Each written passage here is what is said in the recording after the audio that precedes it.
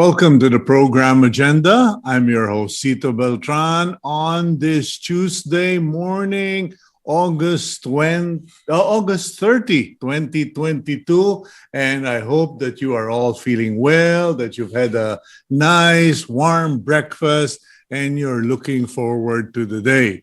Do join us today as we talk to two important guests and our topics. First of all, for all of you who are very much into your technology, your laptops, your iPhones, etc., one of our guests today will speak to us or talk to us regarding the Apple Alert.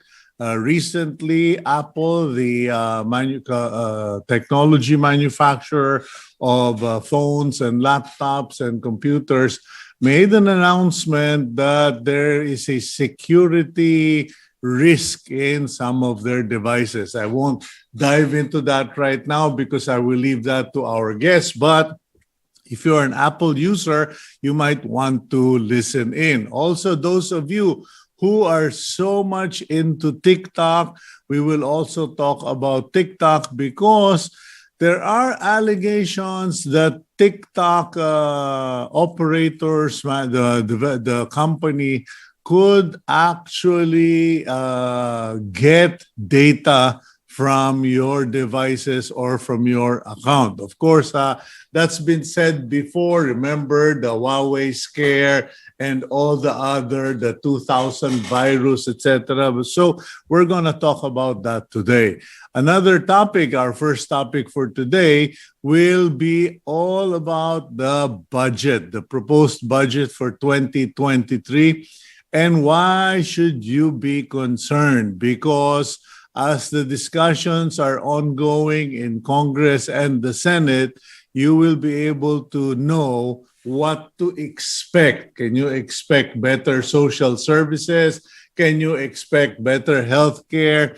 Can you expect more scams? Or are there things you as a citizen and taxpayer should be alerted about regarding the budget? Because one of the key issues for today's discussion is, why are we spending so much more money on roads but not on school buildings, especially in the wake of typhoons and earthquakes that destroyed a number of, I think, about 25 to 45 school buildings, and it happens every year. So we will discuss that with our guests. But first of all, let's go to our daily starter. And this is an encouragement for all of you who feel wala akong connection, wala akong contact, wala akong backer, okay? And looking for a job or hoping for a break or a promotion. It is, okay, it goes like this, okay? I picked it up from Facebook. David didn't submit a resume. That's in reference to King David. David didn't submit a resume, but God told Samuel the prophet about him. May God mention you to someone who will take you to your next level. Okay, many of us go through life believing, especially here in the Philippines, na kung wala kang backer, if you don't know people of influence, the chances are you will not get ahead in life or you won't get any promotion, etc. Well, time and again, I will be the one to tell you personally, okay, personally from my experience, the Lord has been very gracious, puro grace nga, okay, and He has always spoke to other people, and those people would always mention me to other people. And through time, in my lifetime, I have received unexpected promotions, okay? My being a columnist of the Philippine Star was a very unexpected action from Mr. Max Sullivan, the publisher then. And out of nowhere, he just announced that I was going to be a columnist of the Philippine Star. I did not submit a resume. I did not apply. It was God who whispered to Manong Max's ear, kunin mo yung bata. magagamit natin yan. Okay, so yung bata po matanda na. Okay, let's now go to the front page of the Philippine Star and let's check on the headline. Gasoline up by 1 peso 40. Diesel flying by 6 peso 10 centavos per liter today. Okay, many of us are probably going to have sore eyes when you tank up at your favorite gasoline station or diesel, or to buy gasoline or maybe to buy diesel, because gasoline is up by 1 peso 40, diesel up by 6.10 per liter. Now, that's the front page. I think that is going to be a continuing saga of nightmares because in a few days, today's 30, so 48 hours na lang, bare months na, okay? And when that happens, you know, it is also the signal of the coming of winter in the Western Hemisphere ba gayon, okay? In Europe, America, China, and they will be consuming a lot of fuel, so the demand will more than double, and of course, the prices will rocket sky high. Okay, at the top of the front page, at the header, proper settlement with China must be rules-based. Those are statements, consecutive statements made by Senator Francis Tolentino and Senator Coco Pimentel, and who pointed out that if we are going to have proper settlements with China, it must still be based on the United Nations arbitral ruling, and it must be based on rules and not just bully boy machinations. Okay. The photo at the top of the front page, you have President Ferdinand Bongbong Marcos Jr. shaking hands with a World War II veteran during the commemoration of the National Heroes Day at the libingan ng mga bayani in Taguig, where he urged Filipinos to be heroes in our own right. Marcos urged Filipinos to do heroic acts, be heroes at work, in their communities, and as ordinary citizens. Okay.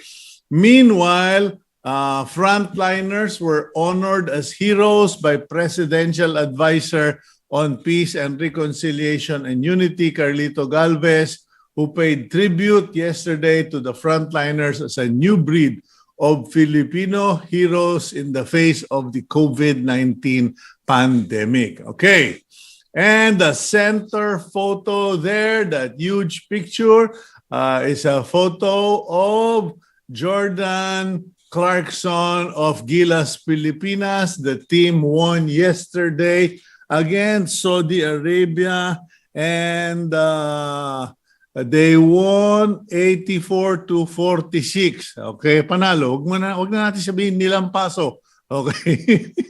Pero sinabi pa rin, ano? Okay, and the inset, you have Chairman Manny V. Pangilinan sitting beside President Ferdinand Bongbong Marcos, enjoying the spectacular performance of Team Gilas Pilipinas. And let me point out, napanood ko lang yung mga maliliit na maiksing clips. Jordan was stellar, but Kai Soto was the dunking king. Okay? Kumbaga, basta na bigyan ng bola, slam dunk. Okay. Meanwhile, LTFRB backs hike in jeepney fares. Finally, mukhang the LTFRB is now led with reason and compassion, because the LTFRB board has recognized the necessity of increasing jeepney fares. Kasi yung pong nakarang administrasyon puro na lang wag, okay? Di na ubos yung jeepney, di nagkasikip-sikip ang mga kalsada at humaba ang mga pila because nawala ng sasakyan. Okay, PCSO PAGCOR budgets first to face scrutiny. This is an interesting developing story because, of course, the PCSO and PAGCOR are the ones who are running the lotteries, the games, and they're making a lot of money. So I suppose there is a tendency not to pay much attention to how they spend their money. And so now, under the new dispensation, meron ng magnifying glass sa kanilang gastos. Meanwhile, the Department of Agriculture sets measure to boost local salt production. Okay? In a statement issued, they are going to be pushing for the salt industry development, okay, or development of the salt industry project for salt makers in Ilocos, etc., etc. But the interesting news about this is I discovered 93% of our salt is imported. Okay, yan na naman po tayo. According to this news item in the Star, 93% of our consumer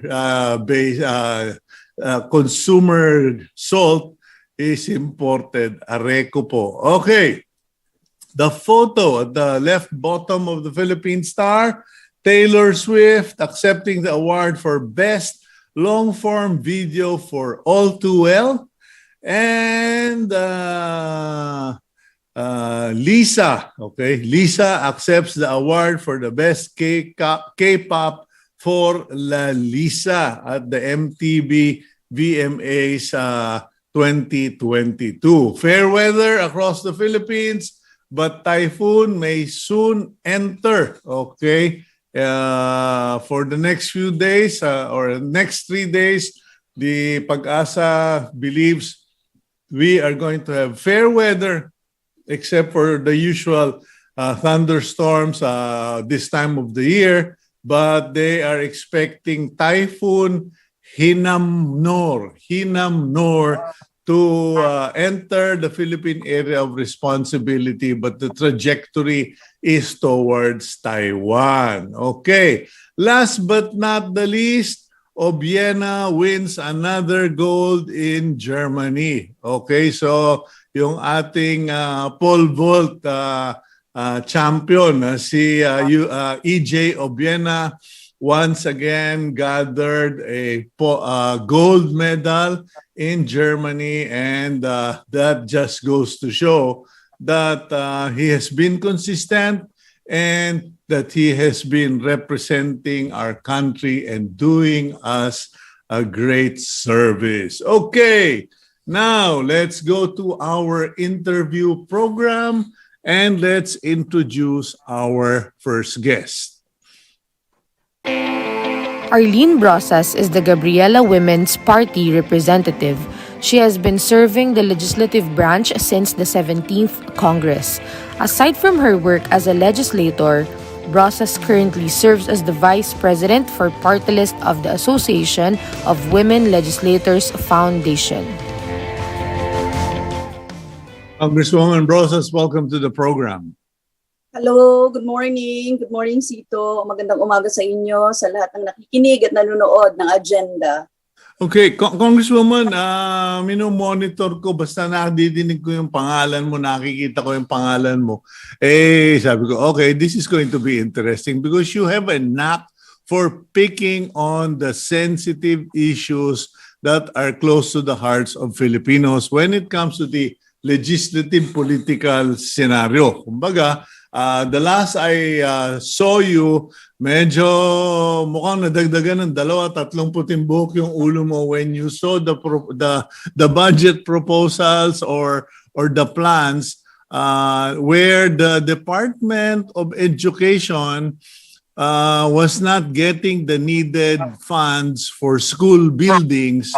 Pero marami na namang uubusing pera pambayad ng mga right of way, mga kalsadang maayos naman pero binubungkal lagi.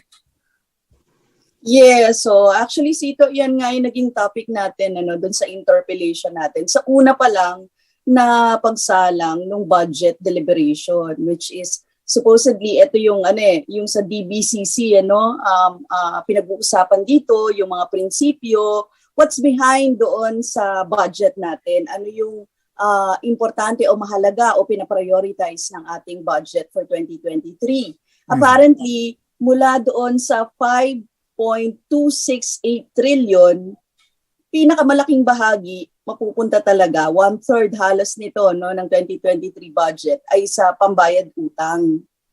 Siyempre kasi hindi nilalagay doon sa yung automatic appropriations kasi kaya hindi mo makikita na it is about 1.02 trillion. Tapos plus 582.3 billion para sa interest payments ng utang. Yan talaga ang worryable dyan. Second, di binutput na natin yung mga iba't ibang ahensya. Apparently, lumalabas nga yung sa road improvements, lumalabas 429 billion. Nung una namin tiningnan, 419 billion lang ang nakalagay. Pero nung nag-budget deliberation, tumaas pa ng another 10 billion. So 429 billion ang sinabi sa atin. And doon natin nalaman din, syempre, sa ating pag-aalam doon sa budget books, alam niyo po kasi makapal yun Nandun yung lahat ng mga sinasum up natin. Nakalagay doon sa housing, 2 billion lang pala ang nilagay natin na budget. Tapos, mas malala pa, 13.9 billion lang ang nilagay natin para sa school buildings, which is very short sa 91,000 currently 91,000 classroom na kailangan natin. And 400,000 na kulang kung gusto natin talagang tugunan ng ng eksakto kung ano yung ideal para sa opening ng classes. Okay, Congresswoman, may I just ask, kasi alam mo hindi ko naman naiintindihan yung system. I am presuming that when the government prepares the budget, it's just like a private company where every office under every department is given a task, given their projections for the year. May mga quota sila and targets, and in order to achieve those quotas, targets, growth rates, and revenues, kailangan nila ng budget. Now, who decides and decides this allocation? Paano nangyaring 2 billion lang para sa housing pero 439 para sa roadworks? Tapos, how is it possible that from 1 week, in a matter of 1 week, nadagdagan o nasingitan ng 10 billion yung proposed budget? Yeah, actually sa DBM po ito Department of Budget and Management natin yan pinapasa. Ang lahat ng ahensya nagkakaroon ng kanilang deliberation sa kanilang budget at tapos ito ay sinasubmit sa Department of Budget and Management. So DBM po and the economic managers of Bongbong Marcos ang siyang nagdedesisyon kung saan ilalagak o ilalagay yung the following na mga amounts na propose ng ating mga NGAs, mga national government agencies, yung different GOCCs, yung lahat po ng ahensya sa ating gobyerno. They are the ones who decide kung sino po ang nasa head niyan. Di kilala niyo naman po ang ating budget secretary, 'di ba? Si Ben Jokno. Amira. Si Ben Jokno, si Amira Pangandaman, si Saneda, si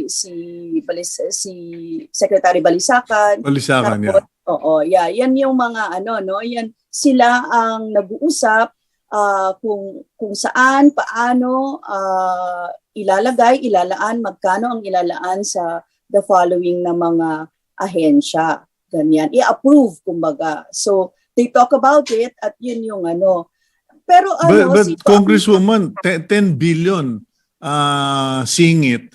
Sandali.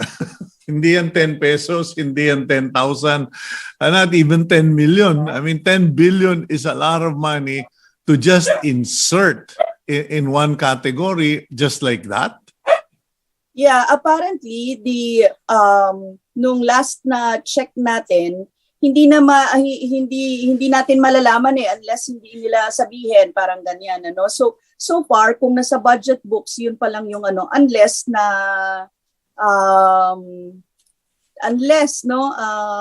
nilabi nga yan ng earlier, hindi natin malalaman talaga. Sila talaga yung merong ano niyan.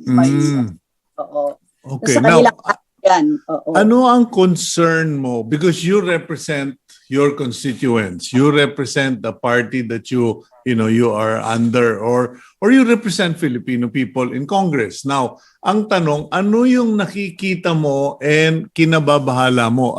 Kasi when I looked at the research done by Team Agenda, they highlighted that 4 agencies or bodies related to history, arts, etc., suffered budgetary cuts. Kumbaga sa Amerika, natatandaan ko nung nangyari ito many years ago, nagwala yung mga artists, mga historians, mga performers na sabing minamaliit niyo yung arts and history. Yan yung storya ng lahi natin. So it became such an issue. It reached the President of the United States, who had to do an about-face on the budget directions. Now, what are you concerned about, and why is this an issue? Yes, yung NHCP, National Historical Commission of the Philippines, tapos yung ating NCCA, which is in the arts, diba? At yung iba pang ahensya, yung National Museum, na nilalagakan natin ng lahat ng mga historical documents natin and everything. Lahat po yan, through the years ay bumaba yung budget.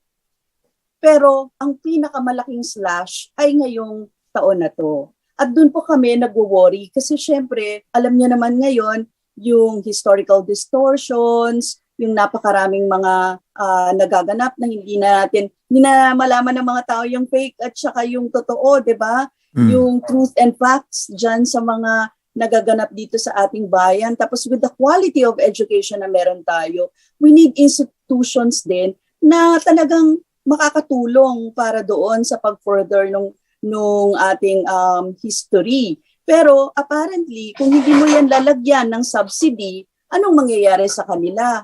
Ibig sabihin, mas lalong lalala o di kaya maglo-low quality tayo ng mga Parang Sito, totoo yun hindi kailangang bigyan ng importansya ng gobyerno yung mga institutions na ito dahil ito yung legacy ng ating bayan. Hindi siya dapat pinababayaan. So, para sa amin, dapat lamang lagyan natin yan ng nararapat na subsidya or pondo para sila ay magawa nila yung kanilang trabaho. Yan po yung natin.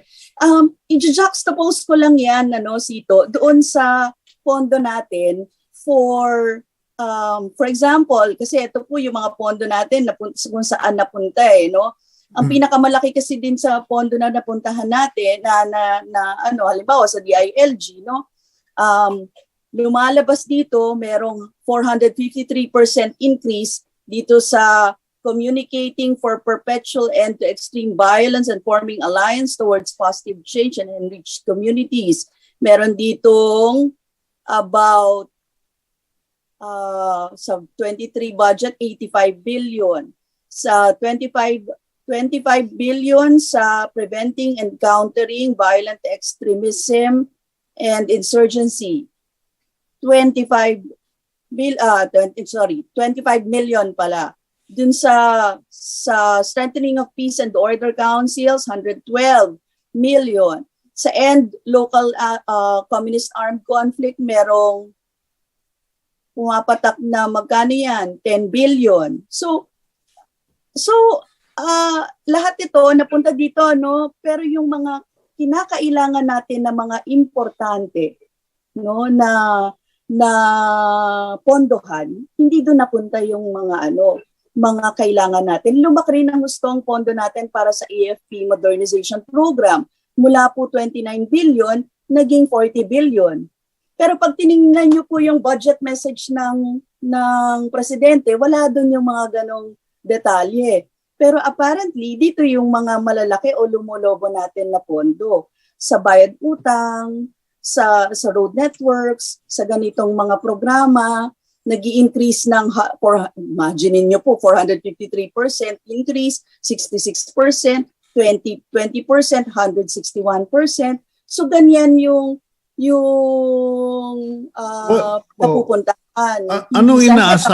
Anong inaasahan mo, Congresswoman Arlene? Kasi I read in the papers this morning that I think he was the chairman in the House of Representatives, yung si Congressman ko, that they are committed to fast track the budget proposal as per directions of the Speaker of the House, Martin Romualdez. Now, you are clearly citing a conflict or a problem of priorities, social priorities. You are citing a disproportionate investment in intelligence and armed forces development versus investing on education, housing, and culture and the arts. Ngayon, magkakabarahan na naman sa Congress ng pagpasa ng budget, or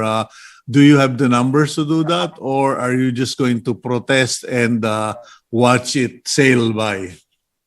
You know, we are still in the minority at maliit po yung minority natin ngayon. Mas maliit kumpara doon sa mga nakaraan. Kaya we are expecting na talagang mahihirapan tayo. Pero titiyakin natin na talagang ma-deliberate ng gusto yung mga ahensya na kailangan i-deliberate. At magbibigay tayo ng ating mga proposals, halimbawa, doon sa pag-aamyenda, doon sa budget natin ng 2023. Of course, hindi malaki yon, pero ang ina-expect natin, malaman ng taong bayan higit sa lahat kung saan talaga mapupunta yung budget. Kasi yun naman yung And yung mga tao ang makapag-decide kasi it is their right to know, 'di ba? And to decide kung tama ba yung pinaglalagakan ng ating mga pondo. Kasi apparently meron pa nga po kung hindi na idagdag dun sa mga sinasabi ko kasi as of last, waste of funds, tinawag na waste of funds ng gobyerno ang pagbibigay ng direktang ayuda sa ating mamamayan. And that's what Secretary of Finance Ben Jokno said the other day in Congress. Yeah, and you will see that doon sa priority ng budget ng 2023. Wala po siyang nakalagay na direkta na sa mamamayan na ayuda para sa mamamayan. So wala na pong ayuda, binabaan ng mga programa, mababa ang binabaan ng budget sa tupad. Ano na nga lang yan, hindi na nga yan nakakapagbigay ng trabaho Hindi na nga yan nakakapag-generate talaga ng trabaho para sa ating mamamayan. Tinanggalan mo pa, wala ng social amelioration program, binabaan mo pa yung social services, yan yung mga protective services ng DSWD. So yan yung mga nawala. Do you see any logic or rationale behind this? Kasi parang okay, naintindihan. Kasi para tayong mag-asawa Ikaw ang nagsasabing, hindi, kailangan ko ito. Tapos ako naman magsasabing, bahala ka na dyan, basta gagawin ko yung pera, di ba? But, cost cutting in some areas and investing on some areas are essentially driven by where you get the most benefit. Kumbaga, ginagawa ng pamahalaan, dito tayo maglalagay muna ng pondo kasi baka girahin tayo ng China. Or dito tayo maglalagay ng pondo kasi dito makakaakit tayo ng mga investor. So far, sa mga deliberations niyo, meron na bang nag-explain sa inyo bakit ganyan yung style nitong administrasyon sa kanilang budget prioritization?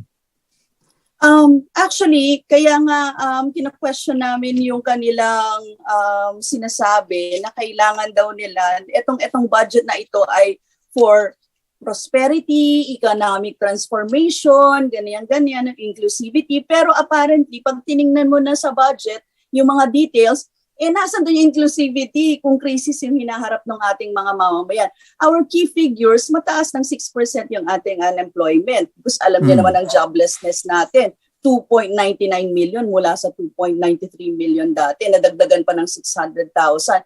Ang family living wage natin, magkano?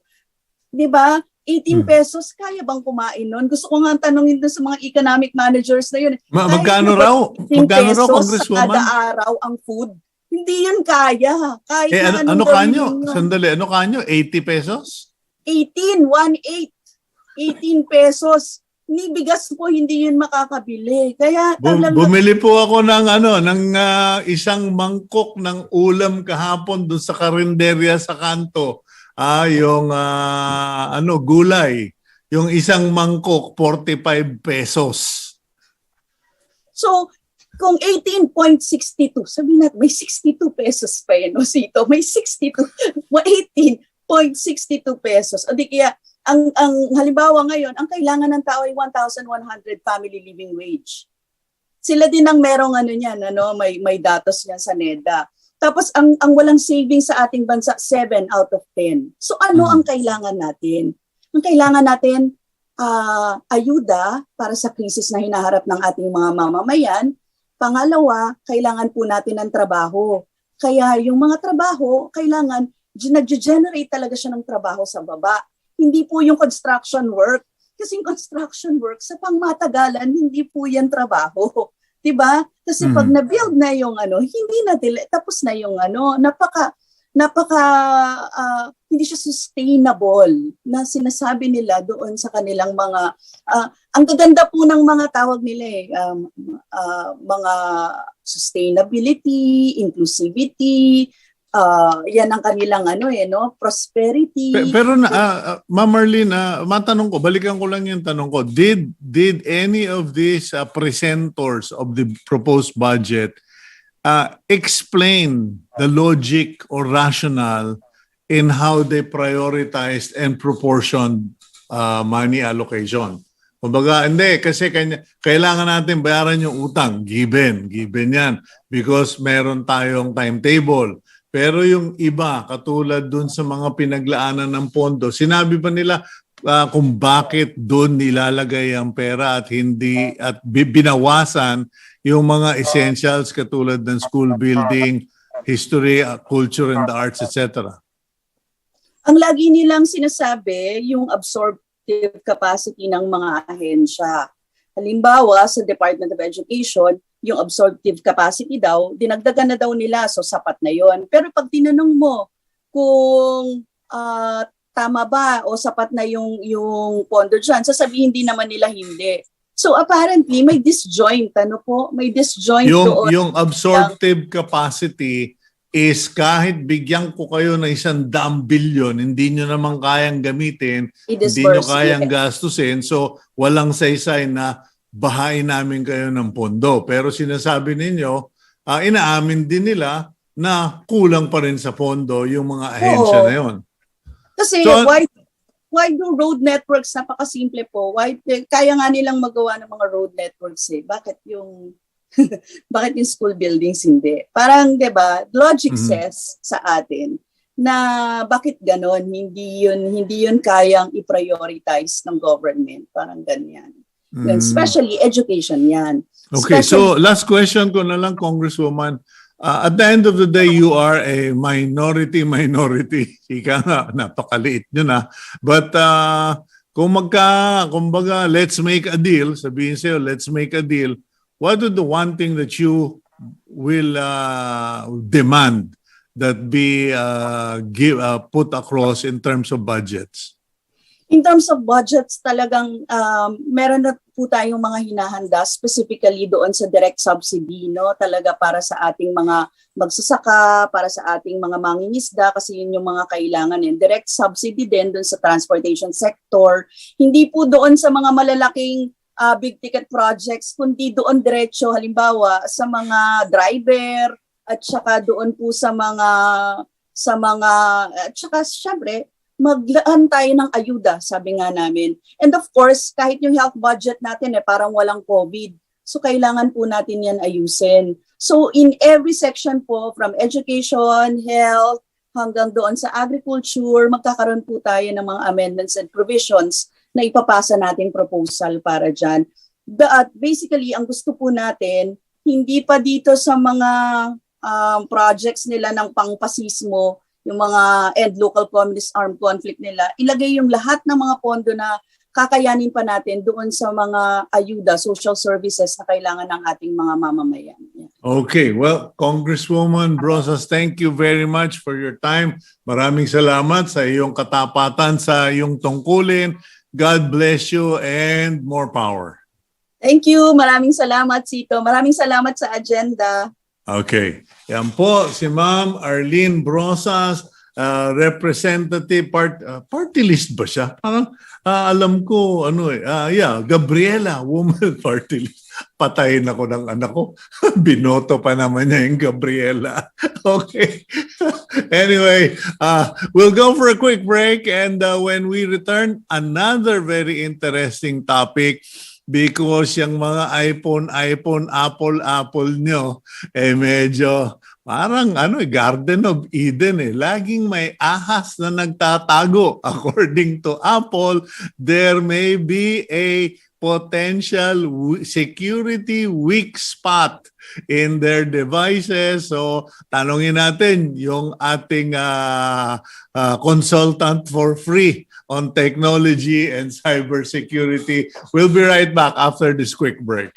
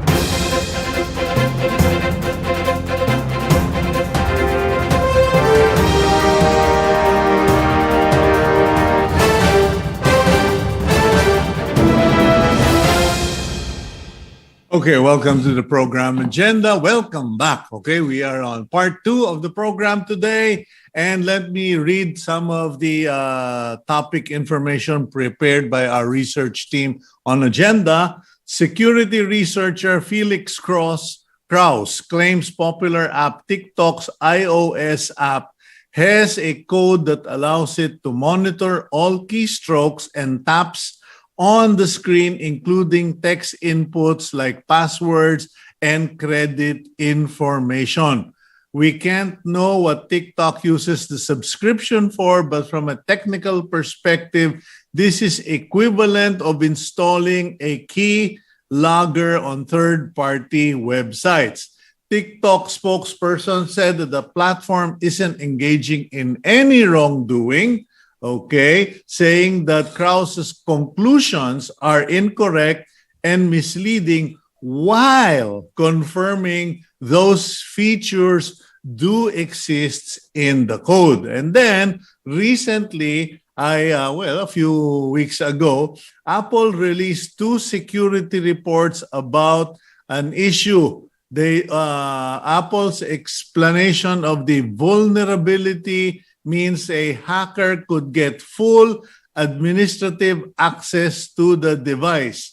That would allow intruders to impersonate the device's owner and subsequently run any software in their name, said Rachel Toback, CEO of Social Proof Security. Okay, so in other words, certain concerns have been raised, flagged by researchers, experts about the devices and the apps that we use. Let's bring in our next guest with this video. Art Samaniego is a cybersecurity analyst. He obtained licenses and certificates on cybersecurity from institutions like Google, Yale University, and the U.S. Department of Homeland Security. Samaniego works at the Broadsheet Manila Bulletin, where he is technology editor and officer in charge at the Information and Communications Technology Department. Okay, Art, good morning. Welcome back to the program. Good morning. Good morning. Okay, let's go straight to the point now. Let's talk about the TikTok first kasi my daughter recently visited us and talagang halos kumpiskahin ko na yung telepono niya kasi puro na lang TikTok, no? But sabi ko, alam mo, yung TikTok na yan, there are inherent risks in it. And apparently, there are concerns. Now, what do you know about this app and the features, which is acknowledged by TikTok, but they said that they are not committing any wrongdoings? Parang nagiging issue yan between US and China eh. Sinasabi lang they are not committing any wrongdoings kasi nag-agree yung user. Pag binasa mo yung privacy policy nila saka user policy, nakalagay talaga doon na tinatrack ng TikTok kung ano ang pinapanood mo, how long have you been watching, anong exact location mo. So, nandun na lahat yun. Mm-hmm. In fact, in 2020, ng July ng 2020, lahat ng US military branches, binlock na nila tong app na to. Mm-hmm. So 2020 pa, nandito na yung mga usapang to na pwedeng gamitin siya para malocate ka. Pero dapat din nating malaman na hindi lang sa app na to. Pati yung ibang mga social networking apps, ganun din ang ginagawa. Minomonitor kung nasan ka, ano yung next click mo, ano yung mga kiniklik mo. Pati yung mga contact details mo pag inalaw mo sila. Ilang taon ka na, ano ang phone number mo, ano yung mga payment information mo, lahat ng mga details na to kinokolekta ng mga social networking sites. Okay. Now, is there a way, because you mentioned yung agreement, okay? User manufacturer's agreement, na hindi naman natin binabasa yan eh. It's like the remote control. We guess our way. We don't read the instructions. So, and now you're saying if you just use it and you keep going, okay, then you have committed yourself to their policy. But is there a feature in those agreements which will still allow you to use the app like TikTok, Facebook, Instagram, etc., but you can state na no, you are not allowed to use any of my information? Because I got a text, message from someone in California, and he said, "Oh, last day na. tomorrow Meta is going to transition, and now they can use your photos, your blah blah blah, unless you push this keystroke and you say, I do not. Sabi ko, parang nadinig ko na ito, nabasa ko na itong kalokohan na ito. Please teach us, Manong Art. So itong mga to, ito yung mga hoax o mga fake news. Tawag na lang natin mga fake news na ang sarap i-share. Kasi nga, nag-share ka ng information. It plays on human weakness. Gusto mo matulungan ang nanay mo, gusto mo matulungan ang anak mo, sinishare mo kagad to without knowing na nag-share ka ng mga false news. Ng mga to. Dito naman sa TikTok, ito sa app na to, pwede mo naman siya i-secure. Pwede mong i-allow kasi ang isa sa mga danger nito, may expose yung mga bata na inalaw natin gumamit sa mga hindi nila dapat makita. So pwede mo tong i-set sa settings. So meron ding settings ang mga app. Pwede mong matweak yung privacy and safety. Para makontrol mo sino makapagpadala sa'yo ng comment. Ang ginagawa kasi ng mga pedophile, pag nalaman na bata itong gumagamit 13 years old, kasi 13 yung allowed magsisend sila ng message. So pwede mo iset yung message na hindi makakatanggap yung account ng anak mo na mga private messages. Na friends lang dapat ma-accept, makuhang messages niya. What about ito? Itong video na lumalabas na nagda-dancing na dalaga. Ayan, assuming dalaga siya, no? You're innocently posting your Instagram video or your TikTok video. Can TikTok as a company actually just, hey, that looks great, let's use it for our advertising, our commercial, without a release form, etc.? Yes, they can use it because it's in their policy, in their sa user policy something, usage policy ng app. Mag-focus ka sa usapan natin. Huwag mong panoorin yung video. Palitan nyo nga yung video na yan, Gabriel, kasi naglalalagay kayo ng magagandang tanawin. Okay, anyway, in all seriousness. Okay. Ang nangyayari, pwedeng gamitin ng mga app without asking permission from you for advertising purposes or for promotion yung mga video mo without asking permission from you. Okay, so in the user policy or contract, there is no provision na no, I disagree, but you can still use. The only security features that you can avail of is the settings on your phone and your app use. Tama. So, okay. Kung ayaw mo makita, baguhin mo yung mga settings. Pero, hindi mo magagamit yung app pag hindi ka pumayag doon sa usage policy nila. Okay, now, ang tanong ko, sige Gab, pwede ka nang gumamit ulit ng video, hindi na seryoso usapan. Okay, yung sinasabi, Apple recently came out with a statement, we got a problem. In essence, that's what they said, that there is a potential weak link in their gadgets or some of their gadgets. I'm sure nabasa mo na yan. So nagtugma naman siya ang timing dun sa result ng research ni Felix Krause. So nagtugma. So iniisip ng mga tao na ito na yon. Pero ang sabi naman ni Apple, kailangan mo lang i-update kagad yung yung version ng iOS mo. So pag nag-update, kasi ganito yan, pag may vulnerability, ang ginagawa ng mga manufacturer, gumagawa kagad sila na update. So pag na-update mo yon, safe ka na. Kasi walang pinakit ang Apple sa report Sinabi niya lang may vulnerability. Pero walang sinabi kung sinong nakakita ng vulnerability. Pag sinabi kasi vulnerability, ibig sabihin, pwedeng magkaroon ng problema ang telepono mo, manakaw ang data mo, manakaw ang information mo. So yun yung sinabi ng vulnerability. At pagkatapos nun, nagsabi nila na kailangan mong i-update. Okay, kasi itong yung lumabas, security experts have advised users to update affected devices. The iPhone 6s. Meron pa ba nun? So madami pa. Nakalagay na yun doon sa ano mo no, sa museum ninyo sa Manila Bulletin. Okay. So sa later model, several models of the iPad including the 5th generation and later. Okay. So ito dapat i-update ka agad.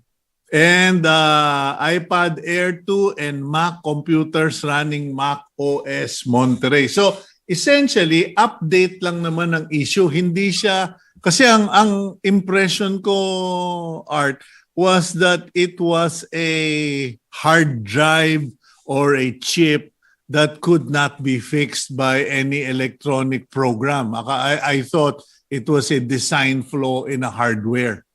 Hindi, kasi ang sinabi ng researcher, pag inopen mo yung app, magkakaroon ka ng parang isang JavaScript, isang programming language na i-activate niya. So gagawin ng manufacturer niyan, i-update lang yung OS ng device, mawawala na siya. Kumbaga pero paano kung napasok ka na? Let's say some people have this equipment and someone had actually breached the security. If you upgrade, will it essentially delete all of that and overcome?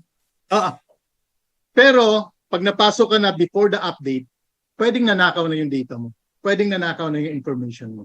Pero pag nag-update ka, mawawala na yung vulnerability na yun.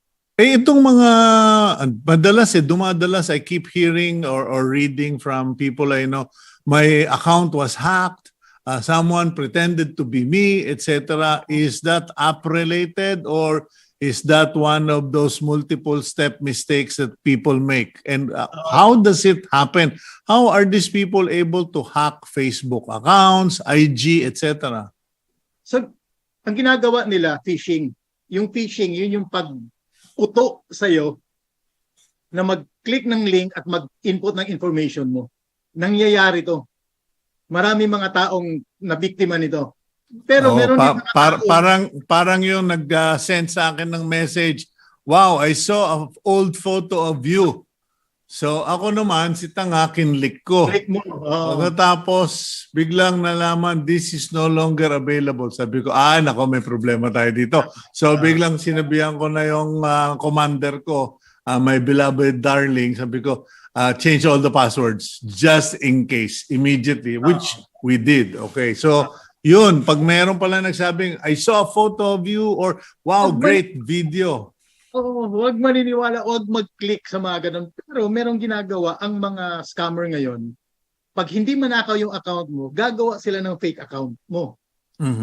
Nangyari kay Marichu, Villanueva. So dahil hindi mapasok yung account niya, gumawa yung scammer ng ibang account. At dinagyan lang ng underscore sa dulo para magmukha talagang sa kanya galing. At ang taong to, nangutang sa mga kakilala ni Marichu. Yung mga politiko. Yung mga kakilala niya naman, uy, si Marichu to, talagang nagka-problema. Papadala natin. Buti na lang, may mga kakilala siya na, kailangan mo ba talaga? Nagtaka siya, ano kailangan? Wala akong hinihingi, wala akong hinihiram sa inyo. Yung pala gumawa ng fake account. So ito din yung inyaman natin, yung mga clone accounts na ginagawa, nakala mo sa kakilala mo. Kaya pag merong umutang, humiram, nang hingi, ng kahit ano sa'yo, using direct message o private message sa social media, dapat tawagan nyo at i-confirm na ikaw ba talaga to. Kasi malamang sa malamang, mga scammer yan. Okay, speaking of scammers, etc., we have very little time left, Art. But quickly, could you just tell us? Kasi alam mo, masyado kang sikat pero maramot ka. Na-invite ka sa lahat nitong mga very interesting seminars, lectures, etc. Napunta ka na sa Israel, etc. And recently, napunta ka sa very special meeting on cybersecurity sa Tagaytay. If you can't invite me, then at least siguro you can share it naman on the program. Next time, papa-invite na kita. Para ma-nosebleed ako. Okay, anyway, what happened in Tagaytay? What was that all about? It's called a cyber attack. It's an annual seminar na natigil dahil sa pandemic. Ngayon bumabalik na. So ito, ginagather niya ang mga decision makers. Ito yung mga chief information security officer, Okay. mga technology officer nandun sa isang lugar para mag-share ng mga experience, ng mga data kung paano iiwasan ang cyber attack. Dahil ngayon nakakatakot na sobrang dami na ang naloloko, lalo na ang Okay. mga senior citizen at mga bata. Ito yung mga tina-target ngayon. Okay, so nakakatakot. But those were corporate information technology officers. Why do you use the word scary or nakakatakot? Kasi tingnan mo ha, mga senior citizen ina-attack dahil sa mga banking accounts nila. Mhm. Pag hinak ka, pag in-scam ka, isa lang ang gusto nilang mangyari. Nakawin yung pera mo. Hinahanap yung password mo, hinihingi yung password mo, tinitrick ka na mag-input ng mga credentials mo with only one reason in mind, para nakawin ang pera mo. So etong mga organization na to, tumutulong siya kung paano i-future-proof ang para maiwasan ang mga attacks. But isn't that, alam mo, Art, I'm just following your advice. Yeah, can't we scam proof this particular accounts or specific accounts with just a phone call? Kasi yung bangko, di ba, they call me or they send me a message, there has been a withdrawal of X amount from your account. So immediately, I'm alerted and I will ask my wife, kumuha kang pera? And she said, yes, I did. So, okay. Can that be just the norm for banks? Kasi parang, who's going to teach all of the senior citizens? Dami nila, 2 million plus. Yun nga, ito And then problema. 9 million plus. Oo. Pero ito yung problema kasi ngayon. Yung recent hack na nangyari, yung tao tumawag agad sa bangko kasi na-alert siya. Tumawag siya sa bangko. Ang sumagot sa kanya, machine. Habang wini-withdraw yung pera niya, namomonitor niya, nababawasan 50,000. Sabi ng machine, if you have problem, please press 1. Please press 2. Hanggang press 3. Nakikita niya nababawasan yung pera niya. Nawala sa kanya 150,000 OFW. So ito yung dapat baguhin ng mga bangko. So halimbawa ngayon sa Israel, automatic meron silang number na idadial. Mm-hmm. Ang sasagot doon tao, hindi machine. Kahit anong oras pwedeng tumawag. Pero sa Pilipinas kasi, kulang tayo sa tao. No, marami tayong tao, ayaw lang gastusan ng mga kumpanya. And also, there is no law that requires them. So, yung mga congressman na hindi makaisip ng batas ng proposed bill, ito na, proposed bill requiring banks to call their clients when there are questionable transactions or irregular transactions or that require banks for a human being to answer an emergency call. Tama, kasi pag yung mga magnanakaw, yung mga scammer, madaling araw tinitira. Yung nilabas mo na nag-viral na story, di ba? Yung nanakawan. Yeah. Madaling araw yun ginawa. So wala silang matawagan. Mm-hmm. So dapat meron talagang tao na sasagot, hindi yung machine ang sasagot sa iyo. Ang bihira naman naagaw na natin yung call center in the domination from India. Pero wala tayong mga call center na sumasagot para sa bangko. Anyway, Art, any last minute, reminders or anything that you picked up that's useful from that cybersecurity forum? Sino nag-host nun? At ang TEH company ang pangalan ng organizer.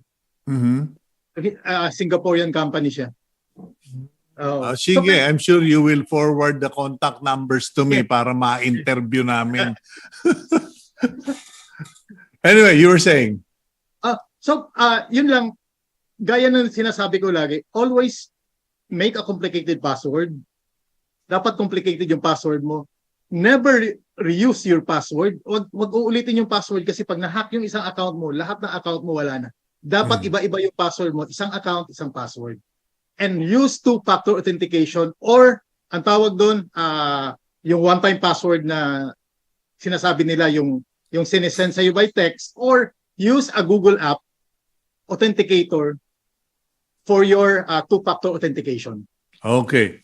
Thank you very much, Art. And as always, very helpful information. And wag ka sana magsasawa. Thank you and God bless you, Manong. You're welcome. You're welcome. Thank you. Okay, that's our free consultation with cybersecurity expert at the Manila Bulletin, Art Samaniego. I'm Cito Beltran, and here is your blessing for this week from the book of Psalms, chapter 32, verse 8. I will instruct you and teach you in the way you should go. If the Lord God Almighty instructs you and teach you in the way you should go, sunod lang po tayo, because at the end of the road comes His blessings and provision. As they say, when God sends you on a mission, He gives you provision. Cito Beltran here, thanking you for joining us today, for being subscribers of Cignal TV, and please keep it here on One News PH.